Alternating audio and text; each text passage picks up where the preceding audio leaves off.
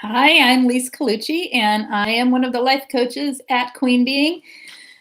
If you need anything related to narcissism, anything that you need for your own healing or for understanding narcissists, head over to queenbeing.com. Also, just so you know, if you need coaching, look in the description below. There are links to coaching, and there is also a link there for group coaching if that's something that you need. Wow, I got bright light today. Sorry about that. We'll just go with it. Anyway, so if you need group coaching links, it is in the main description of every video. And so today, we're going to have a brief talk here about the charming narcissist.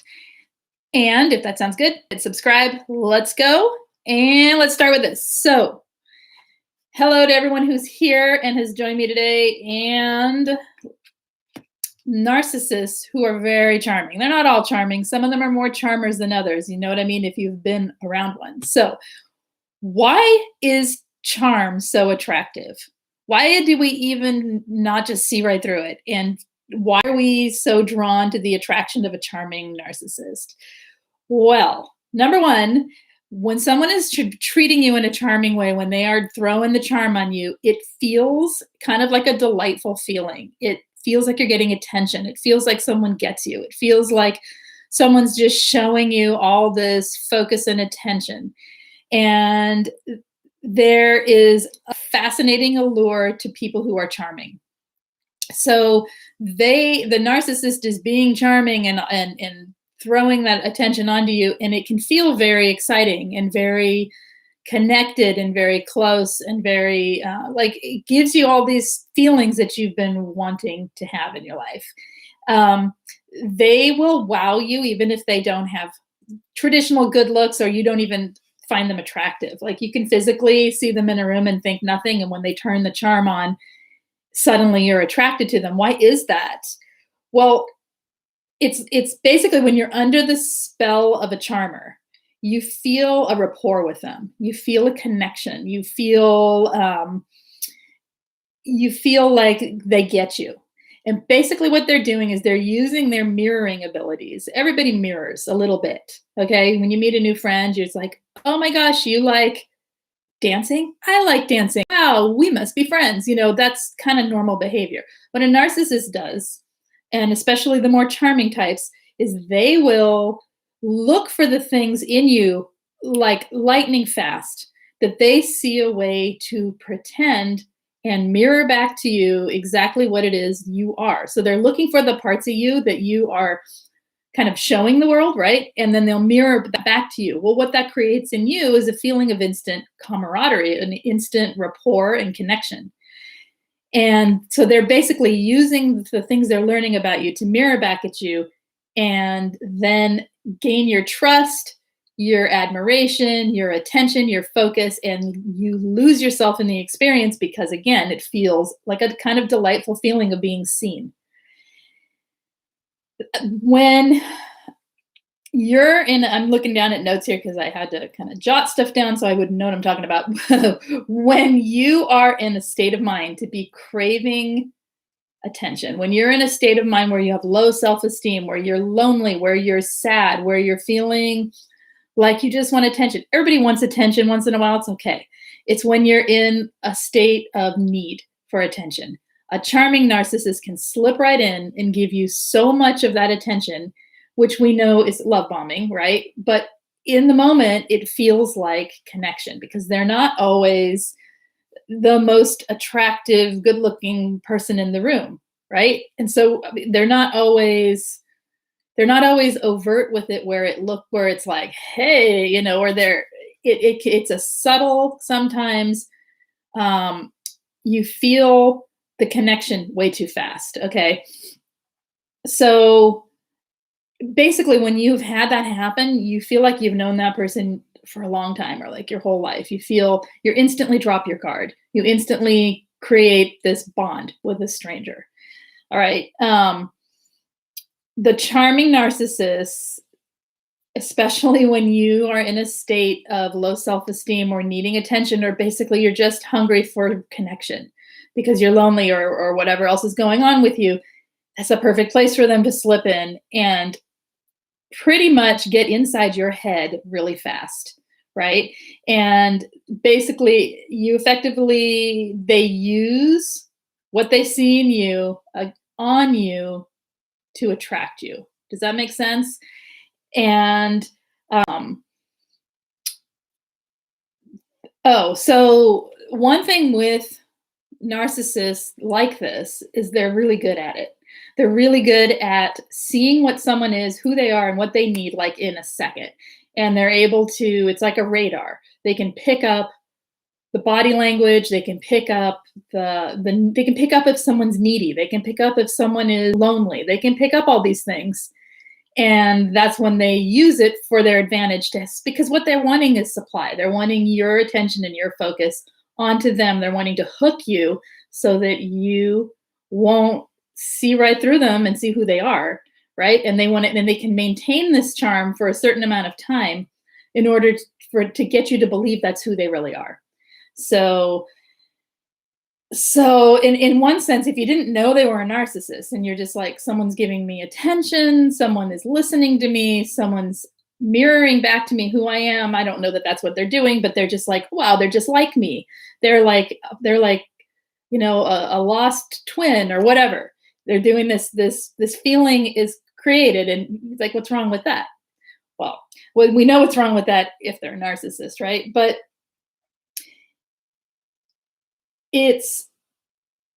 what's wrong with it is it's creating a false sense of relationship, a false sense of connection, and a false sense of trust.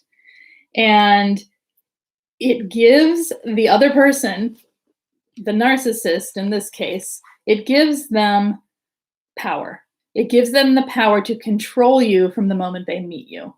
They don't even need to groom you. They can charm you right into believing they are something that they're not. They can charm you right into believing what they need you to see them as, so that they can later have you as supply. They can have you as the person that sees them as perfect and wonderful, blah, blah, for a certain amount of time, right? And then it's going to get really loud. The kids just let the dogs in. Like, you guys stay outside. Okay, so because a narcissist has no empathy, and because a narcissist is not going to be accountable, and they're only in it for themselves, they're not actually charming you so that you have this happy fairy tale relationship. They're charming you so that you believe they're something. And if you believe they're that thing, how much power do they have when they flip and they only give you that thing once in a while? So basically, they're creating supply.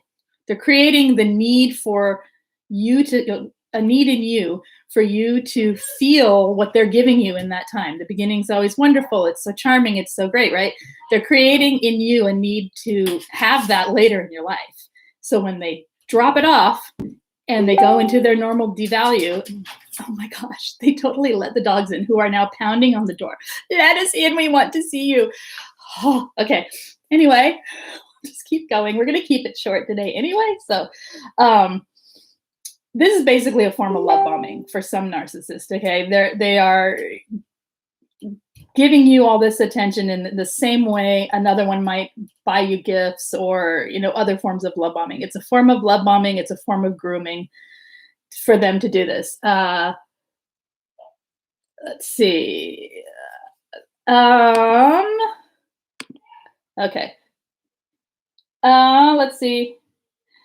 The means of control, they are twisting the truths, right? They're twisting the truth of who they are.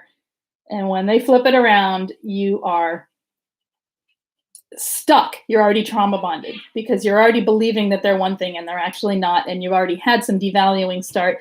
Once the devalue cycle starts, the attachment gets stronger and you're in the throes of a narcissistic relationship with them.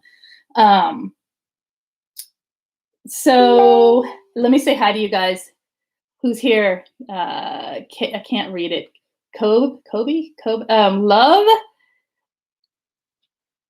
What is trauma bonding in simple words? Trauma bonding is, well, it's created from the love bombing and the devaluing, from the giving and taking, from the pushing and pulling. It is a bond that is created from that experience rather than a healthy attachment. It's an unhealthy attachment created from creating trauma and then resolving trauma. So they create this trauma, they resolve the trauma. They create the trauma, they resolve the trauma. So basically, they are the source of your pain, they are the remedy for your pain. That cycle does stuff to your brain. In simple terms, it creates brain activity, brain chemicals. I have lots of videos on it. You can go watch for a longer explanation that then become a sort of pattern and cycle in your life. When you have certain brain chemistry rise, only certain things resolve it, and then it's a whole cycle. So it's what ties you to something you know is wrong for you. Hello, I am Gogo. I am good. I can't, for some reason, I can't see the little tiny writing on the screen right now. Maybe it's because I need glasses. Okay, let's keep going. So briefly, and like I said, this is short today because I have to go do something. So, is it related to parallel aggression narcissism? I would have to understand what you mean by that. Parallel aggression narcissism. Explain that. I'm not familiar with that term. So let's look at some habits of how a narcissist is charming, how they use charm to manipulate. They use charm to manipulate through some habits. I mean, there are some things you can look for. And I'm not saying that when people do these things, that means they're a narcissist. It's looking for the patterns, it's looking for the repeated behaviors, and it's trusting your gut at the same time. And you'll know what I'm talking about when I start naming these things. So mirroring, like I said, everybody mirrors. It's natural to mirror other human beings, okay? But the way a narcissist does it, it's used in this kind of obvious way once you know what you're looking for. They don't feel genuine in what they're saying when they're mirroring. And we can do a whole video on mirroring sometime, but that is one way. Another thing they do is the stare. The stare. It's not the stare that comes later. That's the dead eye stare. It's the charming, lure you in, snake eye stare that gets you almost hypnotized. I can remember having that look. I came out of a bathroom or something. I was with the psychopath, and I didn't know him for too long at that point. So the charm was still being poured on pretty heavy. And came out of a bathroom and I could feel him staring from literally across the room. And I don't mean like in a romantic way, in a creepy way, in a way that was like, you're trying to force me to look at you above everything else that I'm seeing in this room. And in a way that is really attracting me in a like a hypnotic way. And in a way it's kind of creepy. So if you know what you're looking for, it feels really off. If you don't know what you're looking for, it feels like you're getting all the attention in the world. And it can be, like I said, it can be attractive and alluring because of that. So watching out for that stare. Yes, you experience both the snake eye hypnotizing and the evil narc stare, right? Yes. Let's see. Yeah. So let's talk a little bit about what you just said here. Go in a second. Let me finish this little list and then we'll talk about that. They share secrets too soon. They will get intimate too fast. Intimate, I mean emotionally intimate, emotionally close, trying to make you feel like you're getting a piece of them when it's actually not. Does that make sense? They'll get you to share secrets too soon. They'll talk about things that are so deep sometimes in a way to sort of charm you into having these deep conversations that then allow you to reveal parts of yourself you probably wouldn't with someone. Sometimes you'll walk away and think, why did I say all that? Sometimes, I mean, and again, that can happen with an empath too, right? That can happen where you're like, wow, we just had an amazing conversation, but there's something about it that makes you feel like you just did something wrong, right? That something about it is not right. So it's a matter of these things plus trusting your gut as to how you feel after they happen or when they're happening to know what's right in front of you. They will playfully push your boundaries. If they're charming, they're not going to push your boundaries in a way that turn you off. They're push your boundaries in a way that make you feel like you're being sneaky or you're being, oh, we'll just cheat. Sort of like if you have a cookie on a diet, you know it's wrong and you're going to sneak it anyway. And it's kind of, ha ha ha, I went into the corner. That kind of boundary pushing where it's playful and they don't make you eat cookies, but you know what I mean? They'll push it in a way where you're going against your moral code, your ethical code, your boundaries for yourself just enough, and it feels playful. That's a big one that they'll do. And then another one, we'll just stop with this one, is the over complimenting, the gushing, love bombing, over complimentary. Wow, you are just the most amazing person. You know, they'll charm you by making you feel charming, like making you feel like the one who is important through all of that. Okay. So there's just some of the charming, the charming ways, the manipulative ways they use to charm people. Any questions or anything you guys want to say if you've been charmed by a narcissist? Let me know. Otherwise, I'm going to go here and we're going to look at, what are you saying here? You went through basically 27 emails with yours, from grooming, devaluation, blame shifting, victim to discard. I called him out saying how saying, wow, 5 personalities in 128 emails. Isn't that true? But you know what? They're not personalities, they're masks. So what you're seeing is 5 different ways of manipulating through those emails. Okay, that didn't work. I'm going to do this. Oh, it's almost like a switch is flipped, and they can put on, because they don't actually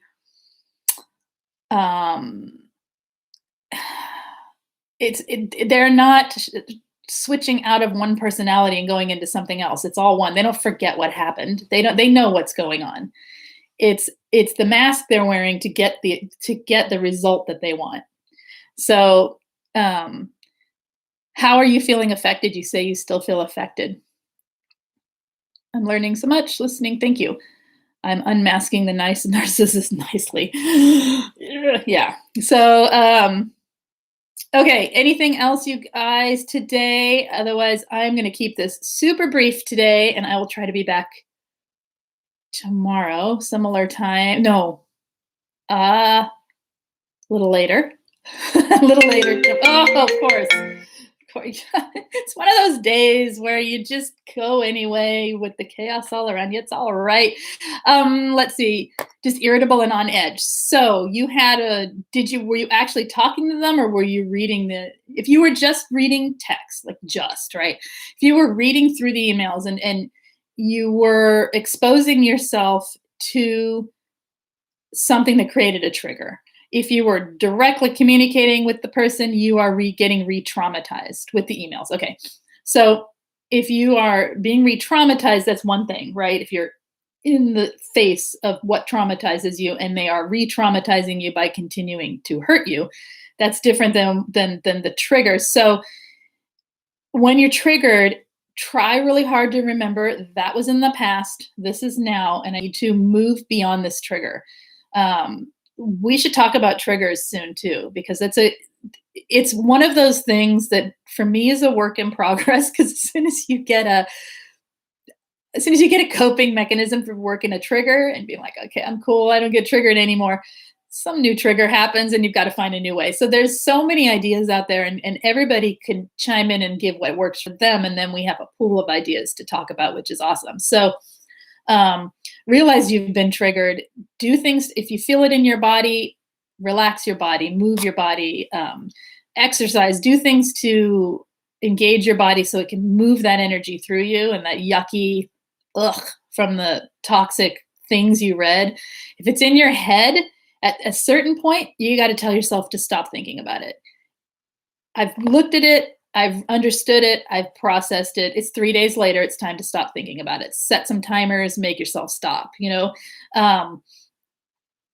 it may only be brief moments that you can. It may be, because people will say, but I can't stop. Well, you can, it's just really, really, really hard. Sometimes you can't because it's the PTSD in the brain, and it's the looping, right? And you can't stop thinking about it. So redirect your thoughts, change your scenery, change your basically change your outlook, right? Change the way it looks around you. Go outside, look out a window, walk around the house, go in a different room. Don't, if you're sitting in a chair, stand up. If you stand up, sitting down, sit down, and direct your attention on something else intentionally. Set timers for yourself for how long you're willing to sit and think about it.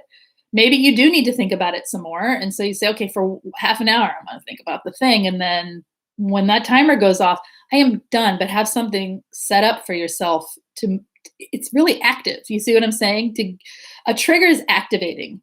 If you try and meet a trigger when you're in an activated state with, you're going to freeze, right? And you're going to be in the trigger forever and ever until you calm down or it fades away eventually, or most likely something takes your attention. So just think squirrel and follow the squirrel, right? It's finding some humor around you, finding something. I know it's not easy. None of this is. And know that fully activated you and it fully triggered you. So maybe don't read it again unless you're prepared for the trigger. If you have to read it, like I said, set some time aside and then have something to do afterwards so you're not just stuck in that horrible feeling. I hope that's helpful a little bit. Anything else? Let's see. Okay, I am going to head out and I will be back tomorrow. I'm not sure what we'll talk about then. As always, hey, Bonnie. Yay. Not that everyone else isn't yay. I just haven't seen Bonnie in a long time.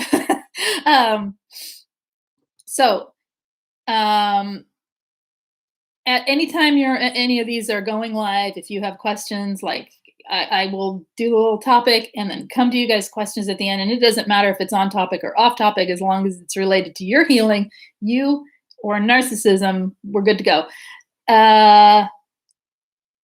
There, she changed her emoji. Okay.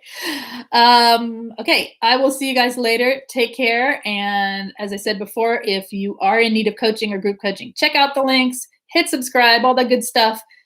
I'll talk to you guys tomorrow. I hope. Bye.